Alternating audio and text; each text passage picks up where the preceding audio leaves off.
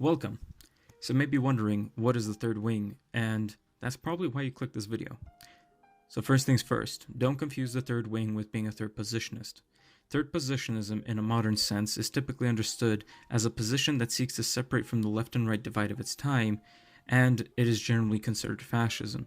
In order to avoid this, and avoid many misconceptions, I have thought that maybe the label, the goal of creating something called the third wing is more appropriate. But aside from simply rejecting modern conceptions of politics and economics, is a far wider project seeking to define something that could be considered a true political position. The third wing is divided into three wings: economic, cultural, loyalty, and there is a hidden fourth axis that we will discuss later. For the sake of brevity, I won't be explaining all the concepts in depth here. That is for my other videos in this series, so look out for those. Starting with the axis of culture. On one side, we have progressivism, on the other, propagationalism.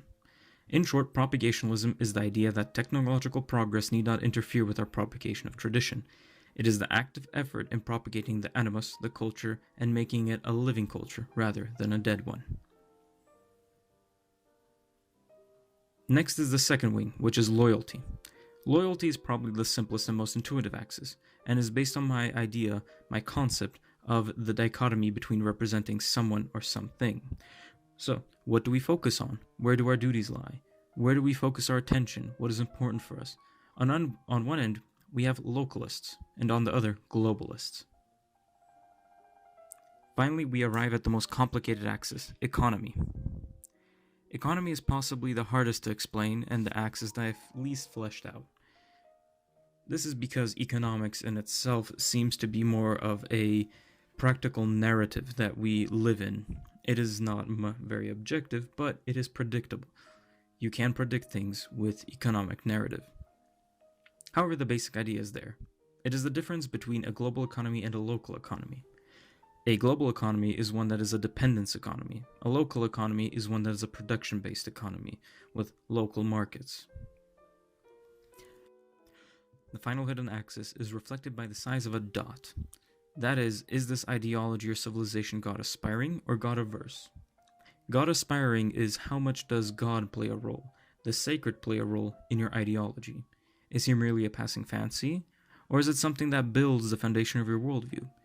Is your goal to bring his glory on earth, bring the sacred into the world, or is it to simply build a something, a materialistic world? Is there a transcendent in your worldview? This defines your nation's moral character and what things you are willing to build. In my view, it is this hidden axis that represents the driving force behind man's greatest civilizational, intellectual, and material endeavors.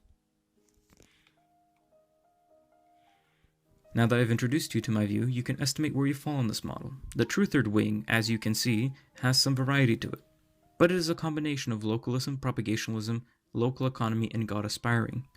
If you are all these things, then more than likely you are a third winger, and modern politics simply cannot any longer apply to you. You have made it out of the system. Congratulations. You have thrown the amoeba's blinders off your eyes. Again, congratulations. You are no longer another cog, another blank slate. You are not simply a consumer. You are a someone. Now the question is, what do any of these terms mean that I was talking about earlier? Propagationalism, local markets, etc. The animus. Those, I will discuss in my next videos, so look out for them. This was Bogumił, Sława, Szczęść Boże, and have a great day.